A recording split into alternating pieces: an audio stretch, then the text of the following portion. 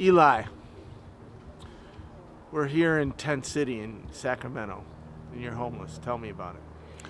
Yes, well, my plight is I was a carpenter. I had my own business doing building remodeling. I was associate minister at a church for 21 years, and then people quit paying me in order that I could pay my bills. And then all of a sudden, everything was taken from me. My house was taken, books that I had accrued over the years, my jazz albums, all of that was taken. I had vehicles was taken also. And then God said, go into the hedges and the highways, and help someone, because my situation is not like most people. I know I can regain some things again. So to encourage other people to have some strength, have some faith, have some love for one another without trying to crush one another. So mine is just a different plight than most other people. Mine is that if I can help somebody as I sit here every day, then my living is not in vain. Then we all can go up together. And I've been trying to get the officials to see that we're human beings, that we're not just some kind of little slugs thrown out. Because when we had jobs, we were important. When we had homes, we were important. When we had cars, we were important. When we had bank accounts, we were important. And I keep trying to let them know that they're only one paycheck and a few savings away. There was a news reporter that came one day and said, with all the skills that you have, why don't you have a job? Well, talk about the 13 million people that are in the United States, according to the statistics that I heard on the radio, that said that 13 million people are out of jobs. And these people have college degrees. I dropped out of college. I was in college studying political science. I wanted to be a congressman so I could change the world. But I found you have to lick so much derriere in order to be a part of it. You have to make deals that you wouldn't normally want to make. So it diminishes your heart and your beliefs and your trust. But the Constitution said we have the pursuit of happiness. Homeless people don't have no pursuit of happiness. They said we're supposed to have justice, but we don't get no justice. Yeah, we're just in jail if we stay here long enough. But I don't even have a problem with that. I'm just trying to find some place that we can lay our head and don't have to get up and rush and run from nowhere. I propose that they do what they're doing in China. They're giving the Mongolians, they're bringing them out of the mountain, giving them a place, a 20 by 20, with a kitchenette, with a little sink, with a 4-burner stove, with a college refrigerator, and a bathroom with a stand-up shower, a commode, and a vanity. And the other area is called a common area. It's heated and lighted by solar energy. Then they're giving them a little piece of property in the rear, wherein that the people can raise some veggies, some crops. And imagine if Sacramento would be the catalyst for the United States for homeless people. They can be the model. All they have to do is put this in order, and then we could be self-sustaining in 7 years.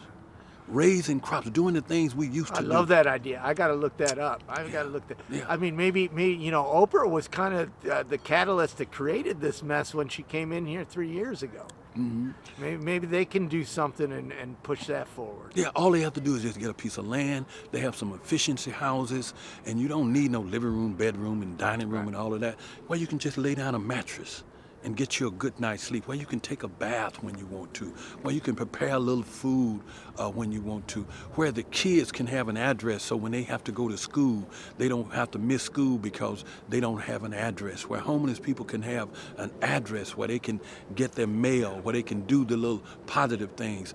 We have people out here who are highly intelligent. We have people who are that used to be professors. We have people that used to be doctors because of an accident. We have one guy that's a poet. His name is Charles.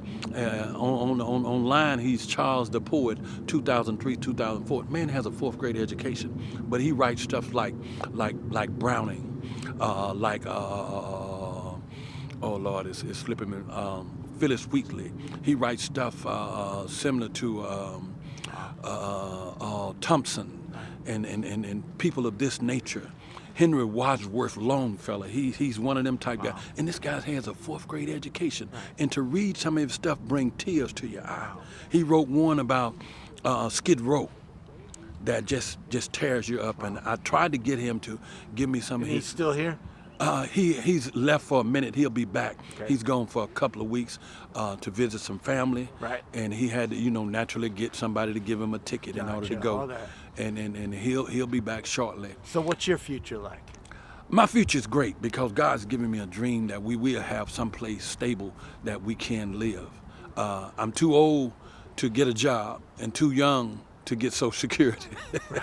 So it's a deal, isn't it? I'm caught betwixt and between. I applied for some job. They said, "Well, you're too old."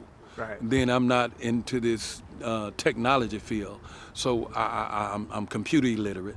The only thing I've ever worked with is building, remodeling. I've did a lot of speaking engagements at different times for children. Helping kids stay positive, helping men stay positive, because it's easy for people to begin on a negative route. A guy came through Wednesday selling alcohol and batteries. And I told him, I said, partner, as long as you come through here, sell the batteries but not alcohol, because it's easy for somebody to give you a little a minute a piece. But it's only a fading minute, and they try to take advantage of homeless people. Well, if you had 3 wishes, what would they be? One, that we could find a stable place for everybody. For everybody. I'm talking about a place where everybody could live in serenity. Two, that everyone would hold the same values.